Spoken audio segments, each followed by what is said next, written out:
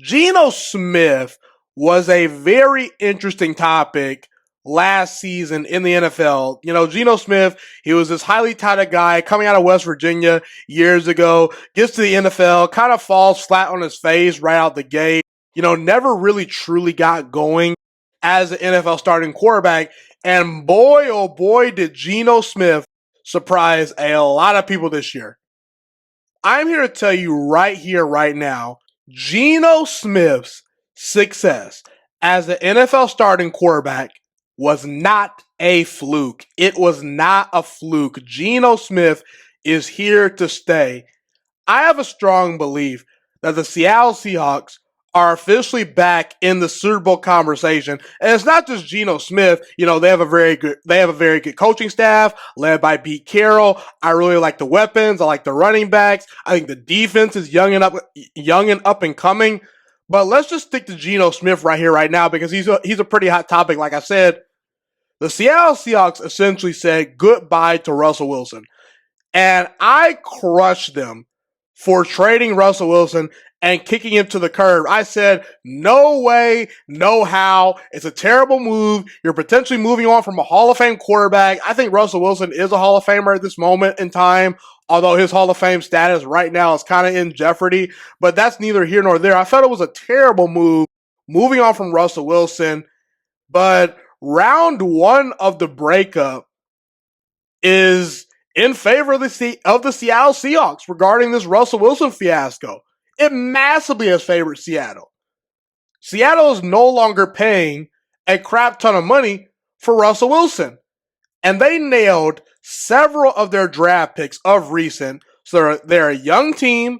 They've got a quarterback in Geno Smith that seems to only be potentially getting better. Okay, and they're not paying him a whole lot of money compared to some of all these other quarterbacks. And I believe they found stability with Geno Smith. Patrick Mahomes was the 2023, or I should say 2022 NFL MVP, no doubt about it in my opinion. But Geno Smith was in that conversation. He was making incredible throw after incredible throw all season last year. There was one throw in particular versus the New Orleans Saints where he just threw that football up for grabs over 3 defenders, and it was a beautifully thrown football. This is a guy in Geno Smith that's only getting better in my eyes. He completed 70% of his passes last season, and this was not a dink and dunk offense. Geno Smith was actually throwing the football down the field and fitting the football into tight windows. And not to mention, Geno Smith is underrated as an athlete. He can run around a little bit. Geno Smith, underrated athlete at the quarterback position, like I said, because he can just move around and make plays if need be too. And a lot of people thought that Pete Carroll might be potentially, going with Drew Lock to be a starter last year. I was actually one of those people that felt, okay, we'll see what Drew Lock maybe can do. He's maybe going to get a shot. He was this highly touted guy coming out of Missouri, kind of flopped in Denver and gets another shot with Seattle. I wasn't the biggest Drew Lock fan, but if you were to tell me, okay, who's going to start?